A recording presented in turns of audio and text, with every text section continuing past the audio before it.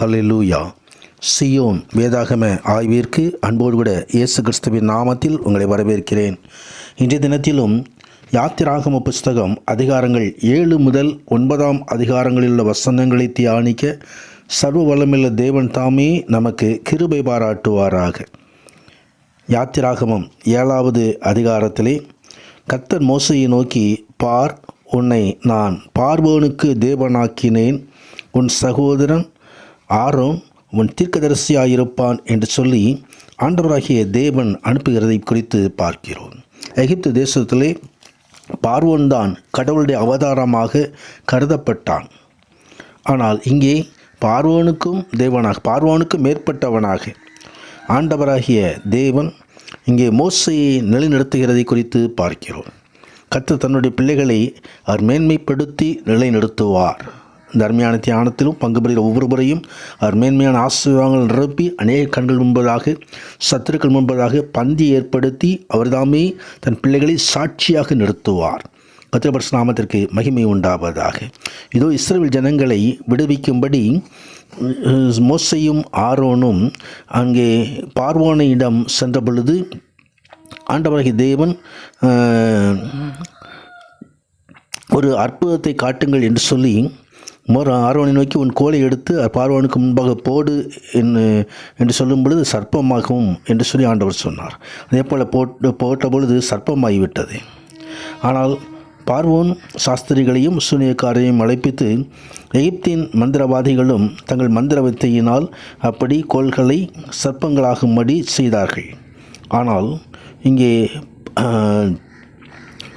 இந்த ஆரோனுடைய கோல் சர்ப்பமான அந்த சர்ப்பம் மற்றவருடைய எல்லா கோள்களையும் விழுங்கிவிட்டது.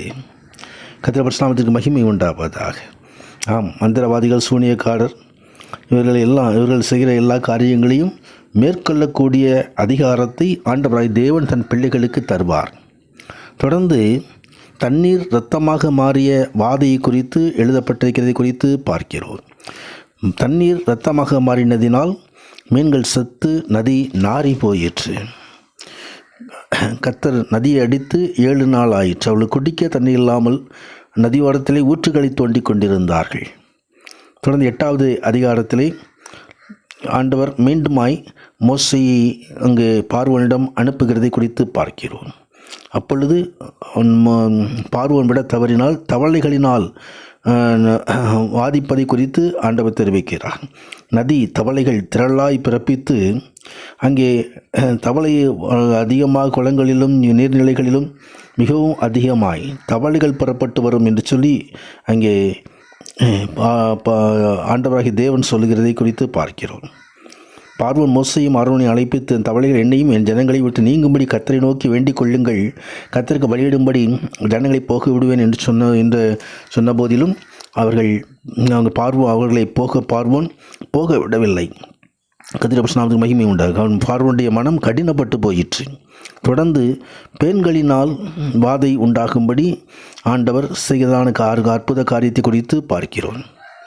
இங்கே ஆரோன் தன் கையில் இருந்த கோலை நீட்டி பூமியின் முழுதியின் மேல் அடித்த பொழுது பெண்கள் எகிப்து தேசம் முழுவதும் பரவி வந்தது. மந்திரவாதிகளும் தங்கள் மந்திர வித்தைகளினால் பெண்களை பிறப்பிக்கும்படி பிரயத்தனம் செய்தார்கள். ஆனால் அவர்கள் கூடாமற் போயிற்று. எனவே அவர்கள் இது தேவனுடைய விரல் என்று கண்டு கொண்டார்கள். கர்த்தருடைய விரல் ஆண்டவருடைய பிள்ளைகளுக்காய் வைராக்கியமாய் செயல்படும். தொடர்ந்து வண்டுகளினால் உண்டாகிற வாதியை குறித்து இந்த அதிகாரத்திலே பார்க்கிறோம். ஆனாலும் பார்வோனுடைய மனம் கடினப்பட்டு போயிற்று. வண்டுகள் அதிகமாகி வந்ததால் தேவனை நோக்கி பிரார்த்தனை செய்யும்படி பார்வோன் வேண்டிக் கொண்ட பொழுதிலும் பார்வோன் ஜெபித்த பொழுதிலும் வண்டுகள் போனோம் ஜனங்களை போக விடாதிருந்தான். கர்த்தருடைய பரிசுத்த நாமத்துக்கு மகிமை உண்டாவதாக. தொடர்ந்து 19வது அதிகாரத்தில் மிருக ஜீவன்கள் மேல் கொடிதான கொள்ளை நோய் வாதை வந்து வருகிறதை குறித்து பார்க்கிறோம். மோசேயை ஆண்டவர் அழைத்து இந்த சூளையின் சாம்பலை அள்ளி அதை வானத்திற்கு நேராக தூவும் பொழுது அங்கே கொப்பளங்களை உண்டாக்குகிற எரிபந்தமான கொப்பளங்களை உண்டாக்குகிற பொல்லாத வாதை அங்கே வந்தது. அங்கே அந்த வாதைக்கு முன்பதாக மந்திரவாதிகளும் மோசைக்கு முன்பாக நிற்கக்கூடாதிருந்தது என்று எழுதப்பட்டிருக்கிறதை குறித்து பார்க்கிறோம். ஆனாலும் பார்வோனுடைய உள்ளம் கடினப்பட்டு போயிற்று. தொடர்ந்து கல்மழையினால் வாதை உண்டாகிறதை குறித்து பார்க்கிறோம். ஆண்டவர் இதேன் மோசையை அழைத்து, என்னுடைய வல்லமையை உன்னிடத்தில் காண்பிக்கும்படியாகவும் என் நாமம் பூமி எங்கும் பிரஸ்தாபமாகும்படியாகவும் உன்னை நிலைநிறுத்தினேன் என்று சொல்லி ஆண்டவர் தொடர்ந்து கல்மழையினால் உண்டாகிற வாதையை ஆண்டவர் செய்யும்படி உன் கையை நீட்டு என்றார். வல்லமையை என்னுடைய வல்லமையை உன்னிடத்தில் காண்பிக்கும்படி என் நாமம் பூமி எங்கும் பிரஸ்தாகும்படி உன்னை நிலைநிறுத்தினேன் என்று சொன்னவர், மோசையை நிலைநிறுத்தினவர் நம்மை நிலைநிறுத்துகிறார். பூமி எங்கும் கர்த்தருடைய வல்லமையை நாம் காண்பிக்கும்படியாக அழைக்கப்பட்டவர்கள். விசுவாசிக்கிறவர்களாம் அடையாளங்கள் ஆவன என்று சொல்லி அங்கே அடையாளங்கள் கொடுக்கப்பட்டிருக்கிறது. கர்த்தர் மகிமை உண்டாகுது. 10வது அதிகாரத்திலே வெட்டுக்கிளிகளால் உண்டாகின வாதையும் தொடர்ந்து காடிகளினால் உண்டாகிற வாதையும் குறித்து எழுதப்பட்டிருக்கிறது. 9வது அதிகாரத்தில் இந்த கல்மழையினால் வாதை வந்த பொழுதிலும் பார்வோனுடைய இதயம் கடினப்பட்டு போயிற்று, விடவில்லை.